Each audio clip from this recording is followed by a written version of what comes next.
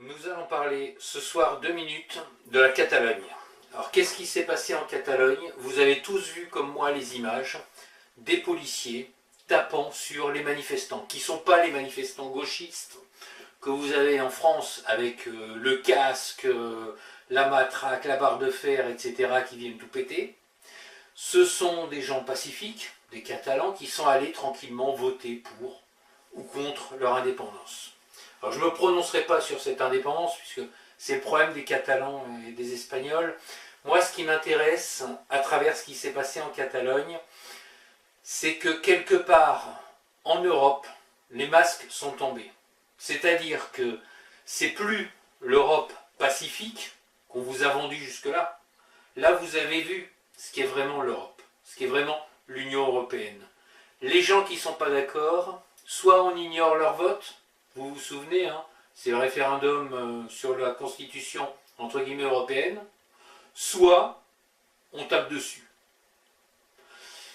Et l'Europe n'a rien de démocratique. Il faut bien considérer que dès le début, on vous a menti sur l'histoire de l'Europe.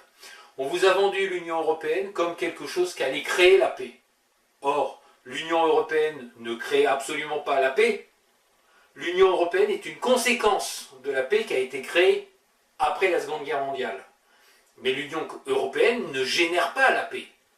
En Amérique du Sud, entre l'Argentine, le Chili, l'Uruguay, vous n'avez pas d'union spéciale. Les pays sont en paix.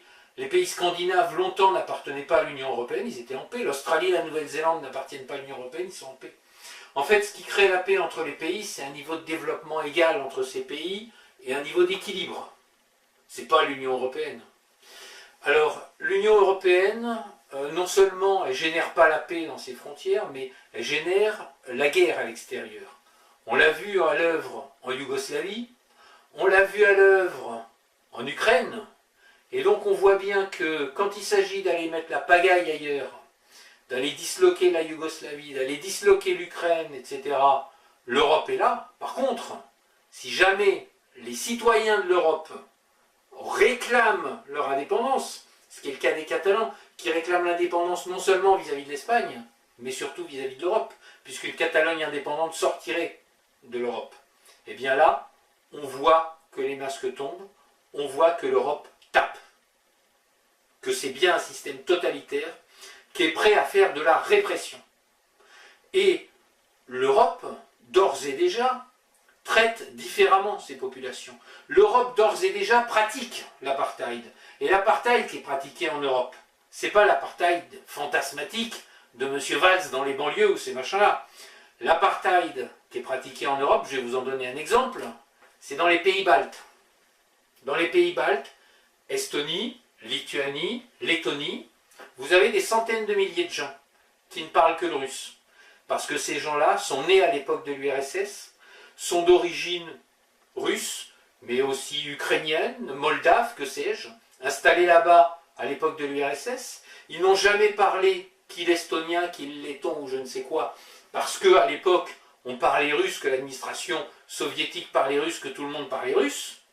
Aujourd'hui, après l'indépendance, ces gens ont peut-être 50, 60 ans, ils ne parlent pas l'estonien, ils ne peuvent pas le parler, ils n'ont pas les moyens de l'apprendre, ils n'ont personne pour le parler à la maison. Eh bien, ces centaines de milliers de personnes, ce sont des centaines de milliers, ces centaines de milliers de personnes dans les pays baltes, ils n'ont pas de passeport. Ils n'ont pas le passeport estonien, ils n'ont pas le passeport letton, ils n'ont pas le passeport lituanien, ils n'ont aucun droit.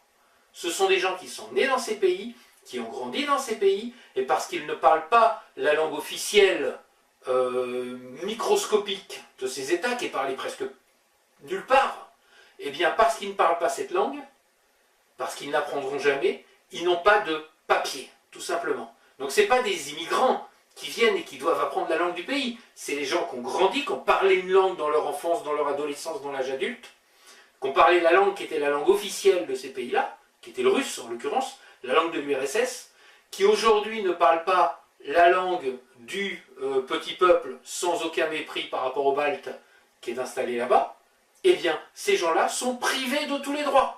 Ils n'ont aucun droit, ils n'ont pas le droit de vote, ils n'ont pas le droit d'être citoyens, ils sont apatrides. Et ces gens-là, ce sont des citoyens européens. Normalement, ils ne le sont pas parce qu'ils sont apatrides, mais ce sont des gens qui sont nés, qui ont grandi dans l'Europe. Alors vous voyez que l'Europe, c'est absolument pas le facteur de paix qu'on vous vend, c'est absolument pas le facteur d'égalité qu'on vous vend. L'Europe, c'est une machine totalitaire, une machine à détruire les peuples, et aujourd'hui, si vous en voulez la preuve, regardez ce qui se passe en Catalogne, regardez la façon dont les Catalans, qui sont des Européens pacifiques, paisibles, sont traités, à coups de matraque, à coups de violence, et là vous comprenez ce qui est vraiment